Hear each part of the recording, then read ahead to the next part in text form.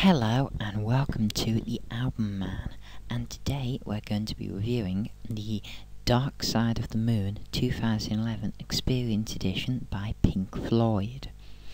So this is not going to be a track by track review, it is just going to review if this edition is worth it here as compared to the 30th anniversary edition especially, or any other previous edition. So in this edition there are two discs. Disc 1 contains just a remastered version of the album, remastered by James Guthrie, and Disc 2 contains a previously unreleased live version of the album. So I'm just going to be going through if it's worth buying if you already own it, like this. So let's go through Disc 1 first. So this is the remastered version of the classic album.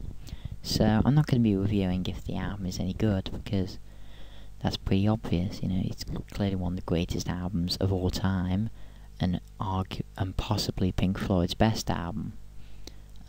So it's been remastered, as I said, by James Guthrie, who is known for doing really great remastering jobs, and he certainly delivers this time.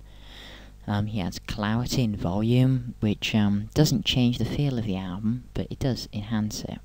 I can't say it's a huge difference from something like the 30th anniversary edition, but to the type of guy that notices very subtle differences and is a hardcore fan of this album, they will, enjoy it. But I would say to the average person, it really isn't a noticeable difference. So the Discovery edition, which just contains this disc, I would say it's not worth it at all, really. It's so slight.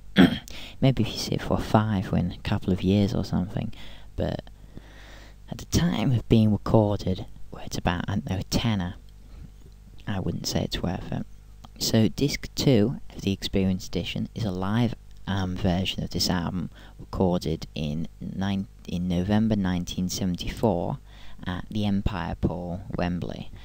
And I mean, I love the studio album, the studio version of this album. It's one of my favourite all-time albums. So I was very much looking forward to the live version. And when I finished listening to it, I was absolutely blown away.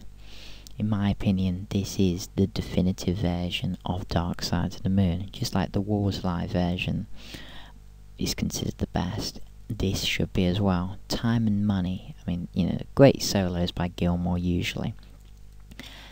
But, I mean, the solos that he does on the live version, it's just, he extends them usually, especially in Money, where he starts effectively playing a blues solo halfway through. And it's not like Any Colour You Like, which is, a decent song, but nothing that stands out, it just goes with the flow and is, very much part of the concept.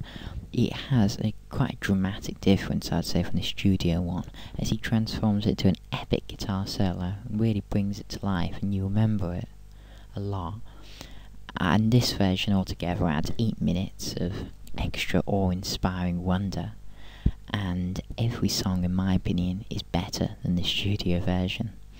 I mean, I can't even really describe how good this version is. I think every Dark Side of the Moon fan should listen to this or own it. I think the Experience Edition, which at the time of recording is 15 quid, I think it's worth it, and every fan who can't afford the Immersion Edition, which looks pretty epic, I think should buy this, to be honest.